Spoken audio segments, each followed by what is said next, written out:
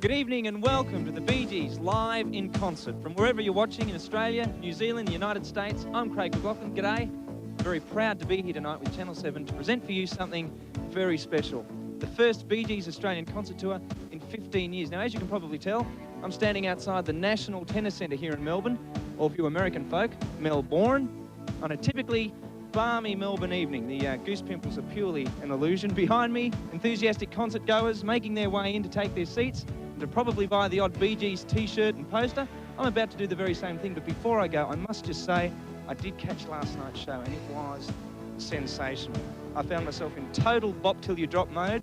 The guys played all their old classics, heaps of new stuff. Listen, I won't say any more, I don't want to spoil it for you. And you know, the Bee Gees' career has been phenomenal, spanning 3 decades, 26 albums, 50 international hits, and record sales of over 100 million. And of course, they've successfully produced heaps of other artists. And the best thing is, it started right here in Australia. Brisbane, in fact, some 30 years ago.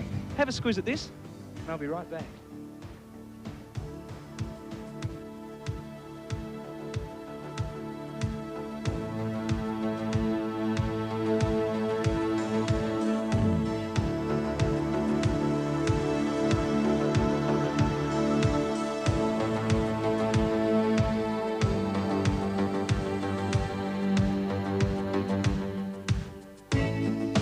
Some of the boys I'm looking for. Lee Henderson told me earlier they were down here in the audience. The Bee Gees. Barry A., the leader of the group, come here.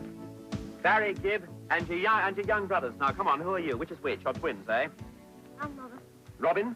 Morris. And Morris. Now, you all sing together, eh?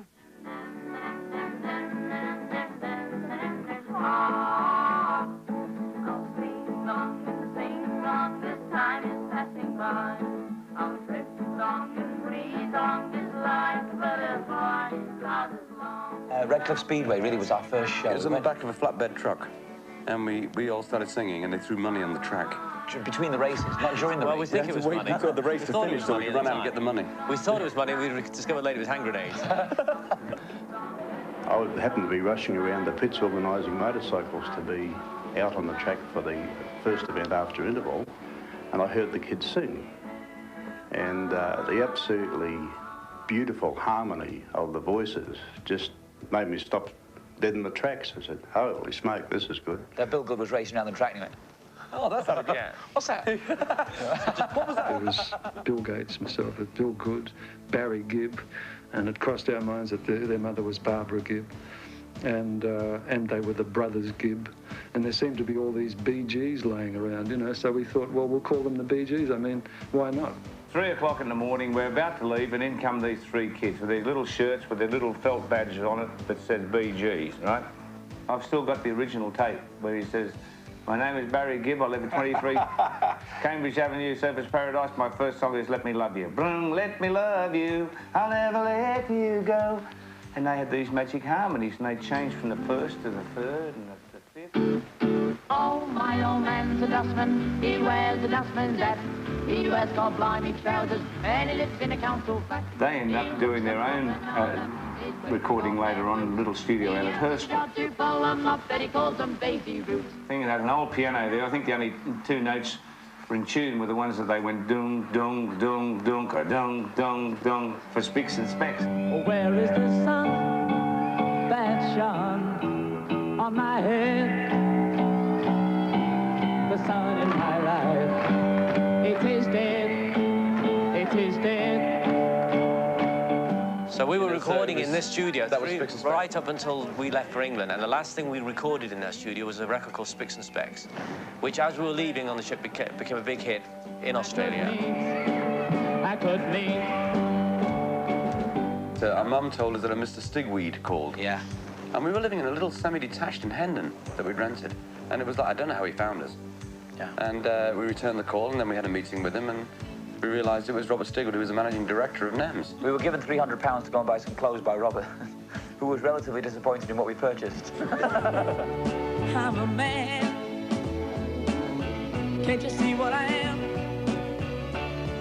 I live and I breathe for you. But what good does it do? even when we lived in Australia, we've always loved ballads, you know, and we have Robin in particular has an amazing ballad voice. It's that type of voice. Is there any chance of hearing that famous Bee Gees harmony? To Massachusetts. Something's telling me I must go home. And the lights all went out in Massachusetts.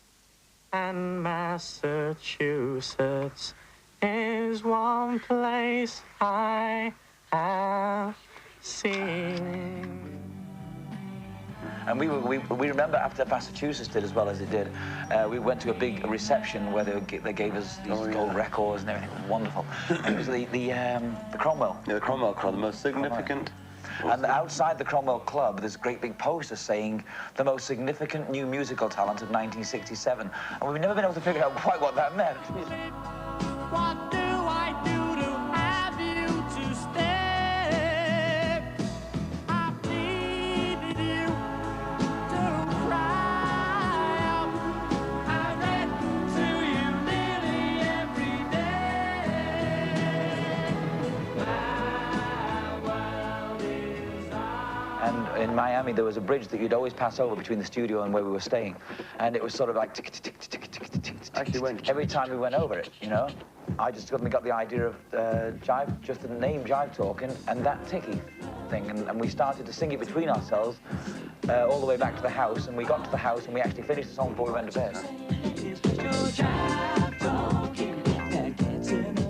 We were told about a guy who works in the paint shop on the other side of the bridge and blows his wages every Saturday night in the club. John Travolta couldn't dance to Staying Alive. So he said, can we keep You Should Be Dancing in? Because I love dancing to this song.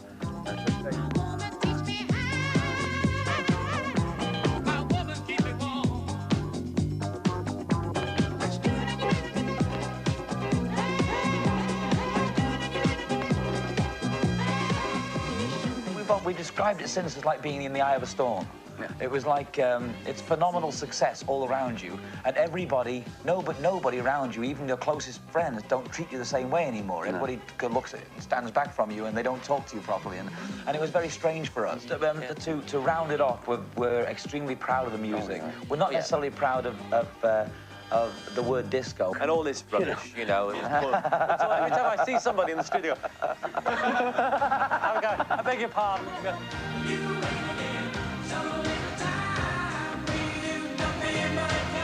To have had longevity is what we're proud of. People say to us sometimes, you know, you've made all your money, you've had your hits, why are you bothering? You know? We say, why are we bothering? Well, why did we bother in the first place?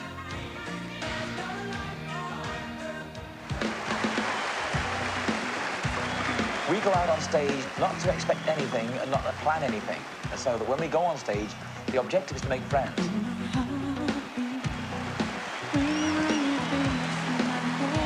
What they can expect is a cross-section of our career from the beginning to now, which is what we wanted to do. We want to give them the old and the new.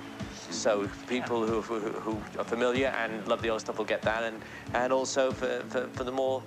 Yeah, and for the more discerning. For the more discerning For the connoisseur of the more... For the connoisseur, perhaps laced with a little humour, you know? We like to make people happy, and we like to keep a lace of humour going through the show. Serious? Okay? Yeah. Put the record on. Put the record on. We'll be out there. Put the album on. We'll be out there. Okay. Good luck.